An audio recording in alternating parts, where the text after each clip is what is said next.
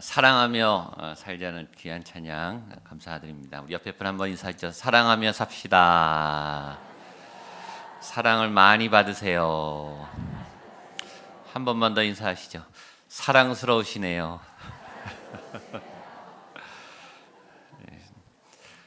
여기서 여러분 보면 사랑스럽습니다. 이 새벽에 여러분들 새벽기도 익숙한 분들은 괜찮지만 한 주간이지만 이게 일주일도 쉽지 않습니다. 그래서 이틀 하신 분들, 낮에 힘드신 분도 아마 계시고 나가야 되나 말아야 되나, 내 체력이 버틸까 이렇게 고민하는 분들도 계실 거예요.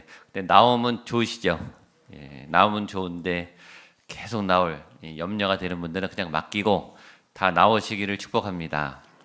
그리고 하나님의 선하심을 맛보아하는 내 믿음의, 내 삶의, 내 지금 문제에, 그 진로든 건강의 문제든 관계의 문제든 재정의 문제든 이번 주 그런 것들 놓고 하나씩 기도할 때 하나님이 주님의 권능으로 풀어주시는, 열어주시는, 하나님 임하셨다, 하나님 손을 대셨다, 하나님 내 영혼에 뭔가를 하고 계시다, 하나님 움직이신다, 하나님의 선하심을 맛보는, 하나님의 능력을 체험하는, 하나님의 도우심이 내 삶에 나타나는 거룩한 한 주간, 그리고 특별히 이 예배 시간 되시기를 주님의 이름으로 축복합니다. 우리 오늘 말씀 시편 55편 1절로 15절 우리 한 절씩 나눠서 읽겠습니다. 구약 성경 시편 55편 1절로 15절, 제가 한 절 여러분 한 절 나눠 읽겠습니다. 시편 55편입니다. 하나님이여 내 기도에 귀를 기울이시고 내가 간구할 때 숨지 마소서.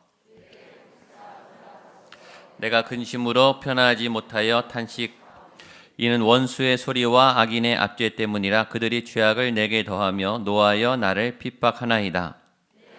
내 속에서 심히 아파하며 사망의 위험이 내게, 두려움과 떨림이 내게 이르고 공포가 나를 덮었도다. 만일 내게 비둘기같이 날개가 있다면 날아가서 편히, 내가 멀리 날아가서 광야에 머무르리로다. 폭풍과 광풍을 피하리라. 내가 성내에서 강포와 분쟁을 보았사오니 주여 그들을 멸하소서. 그들의 혀를 잘라버리소서. 두루 다니니 성중에는 죄악과 재난이, 악독이 그 중에 있고 압박과 속임수가 그 거리를 떠나지 아니하도다. 내가 참았으리라. 나를 대하여 자기를 높이는 자는 나를 미워하는 자가 아니라 미워하는 자일 때 내가 그를 피하여, 그는 곧 너로다. 나의 동료, 나의 친구여, 나의 가까운 친구로다. 우리가 같이 재미있게 의논하며 무리와 함께하여 하나님의 집안에서 함께 있겠습니다. 사망이 갑자기 그들에게 임하여 산채로 수월에 내려갈지어다. 이는 악독이 그들의 거처에 있고 그들 가운데 있음이로다. 아멘. 제가 대학교 입학하고 얼마 되지 않아서 제 후배, 교회 후배, 고3 후배가 저한테 어디를 같이 가자 그러더라고요. 좋은 데 가자고. 그래서 끌고 갔는데 거기가 예수전도단 화요 집회하는 그런 집회였습니다. 광화문 구세군에서 하는데, 저는 교회 말고 외부 집회는 처음 가봤어요. 교회만 알고. 저는 교회를 되게 좋아하고 모태신앙이고 교회에서 살았어요. 새벽 기도도 다니고 중고등학교 때 저녁 예배도 다니고, 교회가 그냥 너무 좋고 교회 예배가 좋고 교회 안에 하는 부흥회 이런 거 다 갔는데 교회 밖에 외부 집회는 이제 처음 가본 거예요. 근데 예수전도단 화요 집회를 이제 그 동생이 잘 갔었나 봐요. 그래서 저랑 친하니까 저를 꼭 데려가고 싶어서 거기 데려가는데 교회 예배랑 느낌이 다르더라고요. 그리고 굉장히 역동적이고 제 느낌은 굉장히 환하고 밝았어요. 그때 최인혁 씨하고 박종호 씨가 찬양 인도를 했습니다. 무명의 시절 때였어요. 알려지지 않은. 그래서 처음 그런 찬양팀, 밴드팀이 아주 이렇게 찬양하고 젊은이들이 열기 있게 찬양하는 선교단체 예배를 처음 가봤습니다. 첫 기억을 제가 잊을 수가 없습니다. 뭔가 모르지만 충만했어요. 뭔가 모르지만 굉장히 밝았어요. 뭔가 모르지만 예수님을 바라보는 제 영혼이 저도 모르게 거기 있는 분들과 함께 예수님을 향해서 막 기도가 살아나고 하나님을 향하는 마음이 생기더라고요. 너무 좋았어요.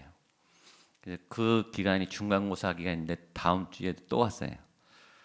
너무 좋으니까 가게 되더라고요.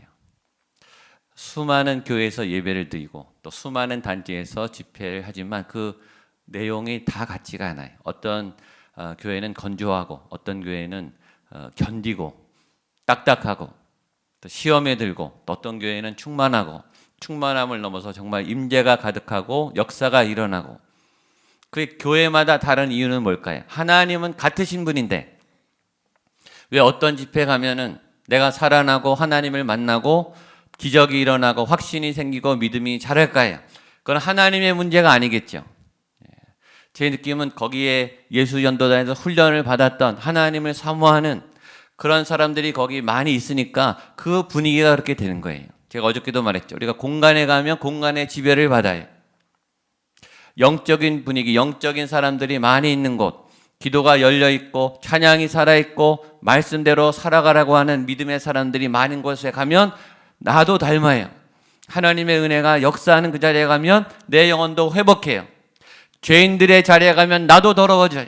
같이 오염돼요.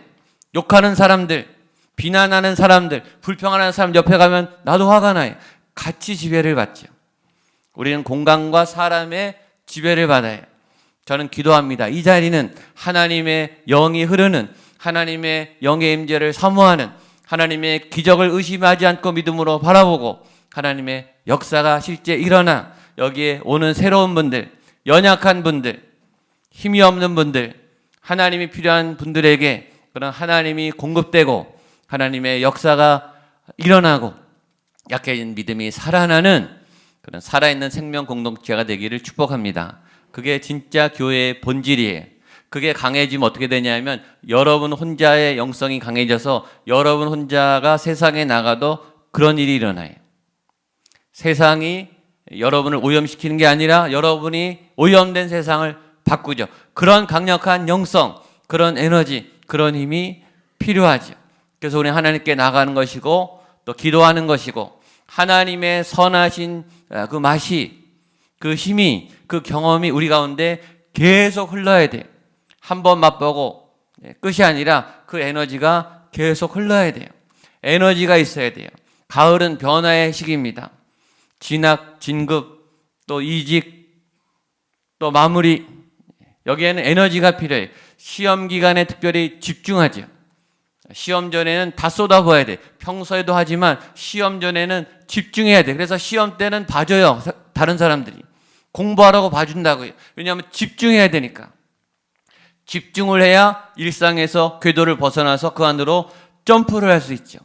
집중하는, 기도에 집중하고 시험에 집중하고 노력에 집중하고 어떤 사업 계획에 집중해야 새로운 에너지가 나죠. 근데 집중하려면 어떤 땔감이 있어야 돼요. 계속 에너지가 있어야 되죠. 불이 붙었다고 계속 붙는 게 아니라 이 땔감이 없으면 안 붙어요. 땔감이 계속 있어야 불이 계속 타오르죠. 내 안에 계속 어떤 에너지가 공급돼야 에너지가 계속 타올라요. 에너지가 없어서 바닥이 난 게 이제 다 소진되는 거죠. 석유를 부으면 잠깐은 타올라요. 확 불은 붙죠. 근데 오래 가지 않아요. 계속 땔감이 있어야 우리 가운데 믿음의 여정이 진행될 수 있어요. 그 땔감이 뭘까요? 그것이 기도예요. 기도.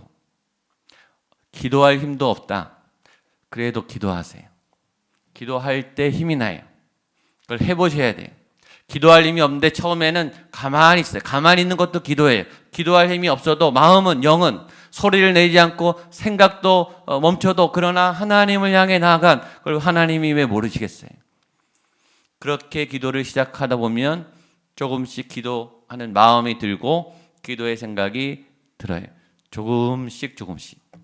그러다가 입술이 열려요. 아, 하나님, 주님. 처음에 꽉 막힐 때는 정말 돌덩어리처럼 돌 같은 내 마음, 그런 찬양이죠. 하나님 아는데 기도하고 싶지도 않고 마음도 안 열려요. 감정도 다 굳었어요. 울고 싶은데 울음도 안 나고 소리 지르고 싶은데 소리 지를 힘도 없어요. 어디 사람을 찾아가서 하소연해도 에너지가 있어야 사람을 만나죠. 사람을 만날 힘도 없어요. 대화할 힘도 없고. 그러나 하나님 앞에 서서 하나님 앞에 기대기 시작하면 조금씩 에너지가 생겨요. 말하게 돼요. 그러다 보면 어느새 기도를 하고 있어요. 부르짖고 있고. 그런 하나님의 인도하심. 이 자리가 그런 은혜의 자리가 되기를 축복합니다. 그런 하나님을 만나는 자리가 되기를 축복합니다.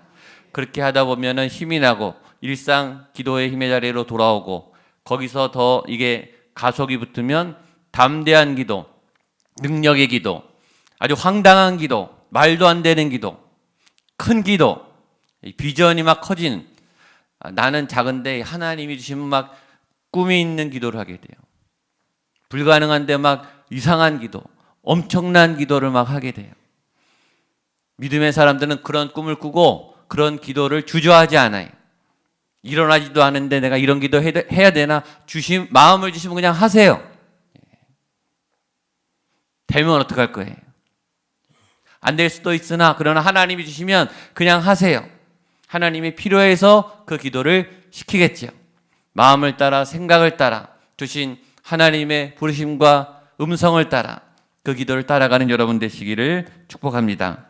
오늘 기도 역시 이번 주는 이 탄식시, 아주 큰 어려움, 아주 어마어마한 암초가 이 시인에게 들이닥쳐서 재앙이 여러 가지로 막 닥쳤어요. 오늘은 다윗이 압살롬 아들 때문에 하게 되는 기도입니다. 지금 이 시인은 네 가지 위험한 상황이 겹쳤습니다. 첫 번째는 개인적인 어떤 큰 공격을 받았어요. 물리적인 공격도 받고 심리적인 공격도 받고 포지션, 자리에 대한 공격도 받고 그냥 잘 있던 삶을 누가 그냥 흔들어 놨어요.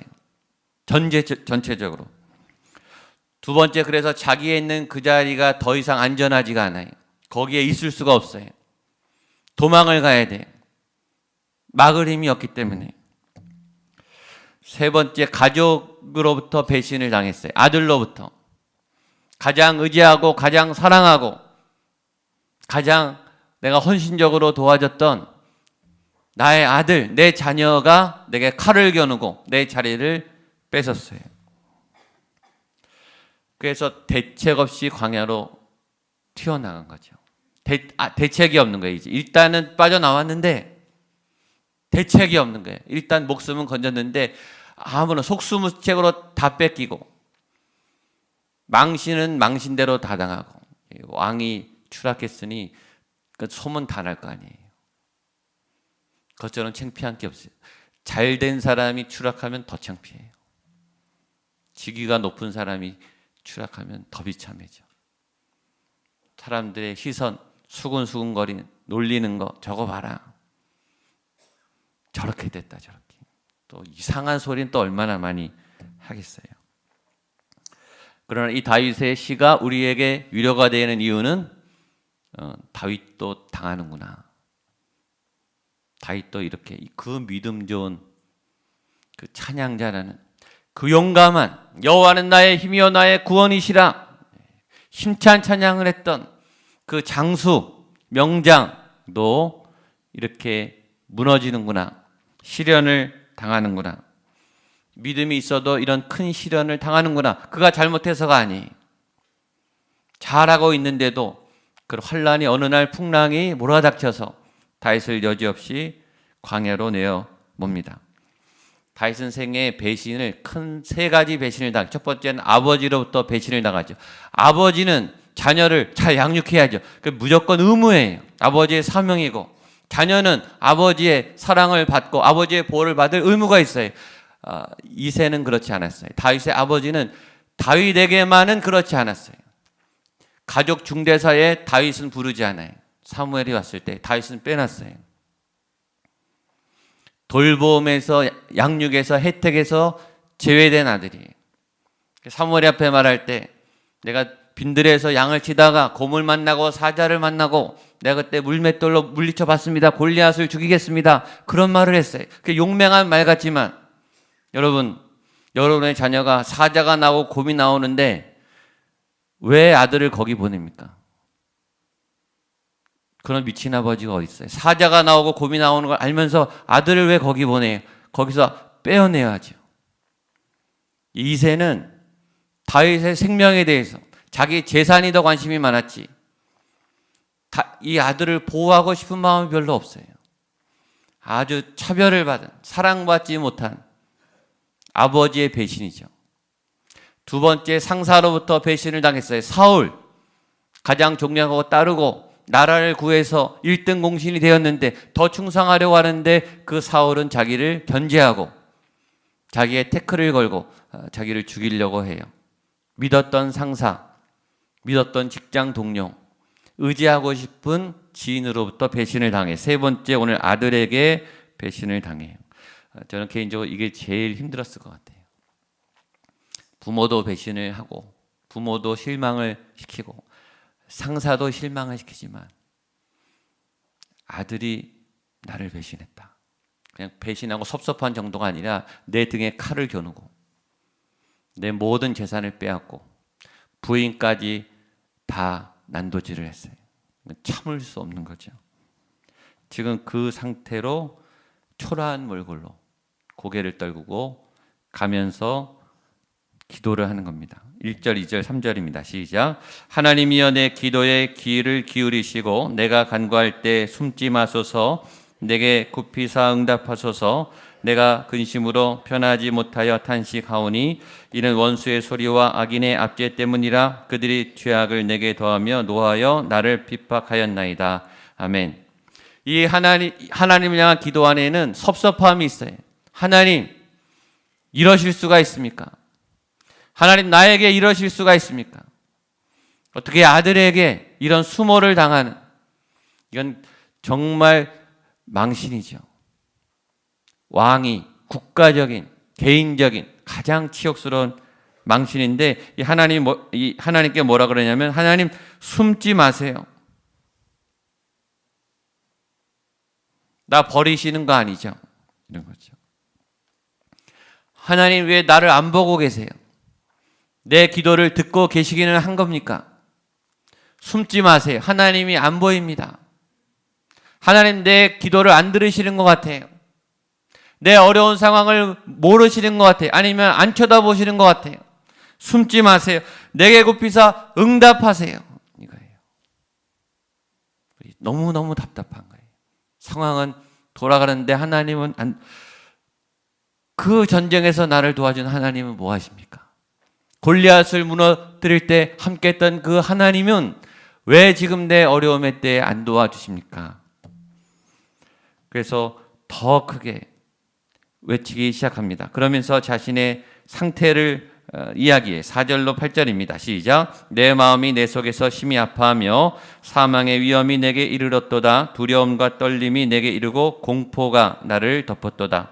나는 말하기를 만일 내게 비둘기같이 날개가 있다면 날아가서 편히 쉬리로다. 내가 멀리 날아가서 광야에 머무르리로다. 내가 나의 피난처로 속히 가서 폭풍과 광풍을 피하. 아멘. 이 상황, 자신의 상황, 상태, 그렇죠? 내가 심히 아프고 사망의 위험이 내게 정말 죽음 직전인 거예요. 죽을 것 같은 거예요. 죽다 사는 거예요. 그리고 아직 죽음의 위기가 안 갔어요. 곧 죽을지도 몰라요. 그 두려움. 그래서 두려움과 그냥 몸이 떨리는 거예요. 머리는 하나님이 오시겠지 그런데 몸은 떨고 있어요. 내 몸이 바들바들 떨어요. 가슴이 쿵쾅쿵쾅쿵. 굉장히 지금 두려운 죽음 직전의 상태다. 그리고 뒤에 뭐라고 말하냐면 내가 날개만 있다면 도망가겠다. 이 폭풍과 강풍을 무조건 도망가겠다. 다 놓고 왕이고 뭐고 일단은 하나님 나 좀 도망시켜 주세요. 아무것도 못하겠어요. 나 도망가겠습니다. 라고 기도를 하고 있습니다. 몇 가지 메시지를 발견. 첫 번째, 다윗 같은 용맹한 사람도 두려움에 사로잡힐 수 있다.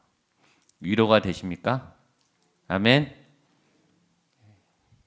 오래 신앙생활한 사역자들도, 믿음의 종들도 두려움이 올까요, 안 올까요? 두려움이 오는 것은 믿음이 없는 게 아니에요. 물론 믿음이 약해졌기 때문에 그렇겠죠. 항상 믿음이 늘 어떻게 좋겠어요? 항상 어떻게 담대하겠어요? 그래서 두려움이 오면 이상하게 생각하지, 내가 믿음이 이상한가? 내가 신자가 맞나? 하나님은 정말 계신가? 그게 아니라 이런 일이 있을 수 있죠. 두 번째, 이 다윗의 상태는 두려움을 넘어서 포기의 상태예요. 이제 끝났다 이거예요. 더 이상 답이 없다. 정말 막다. 이때까지도 수많은 고비를 넘었는데 지금 다윗은 죽음의 공포, 이 죽음을 생각한다는 것은 끝자락에 왔다는 거예요. 자신의 경험상 여기서 죽을 수도 있겠다. 더 이상 회복은 불가능하다라고 포기로 가고 있어요. 정말 포기죠. 우리가 많은 포기를 하지만 정말 바닥에서 포기하는, 인생의 가장 낮은 자리에서 포기하는 그 상태인 거예요. 세 번째 중요한 것은 그러나 기도를 하고 있다는 거죠. 포기하고 있으면서도 무의식적으로도 기도를 하고 있는 거예요. 이게 몸에 밴 신앙의 위대함이에요. 포기는 했는데 기도는 하고 있어요. 포기한 걸까요? 포기 안 한 거예요. 다윗은 포기했을지라도 다윗의 영이, 다윗 안에 있는 성령이 그의 기도를 끌고 있는 거예요. 그러니까 여러분이 기도를 포기해도 여러분 안에 성령께서 우리를 위해 탄식으로 간구하실 줄로 믿습니다. 그 힘을 따라가세요. 그 힘이 있습니다.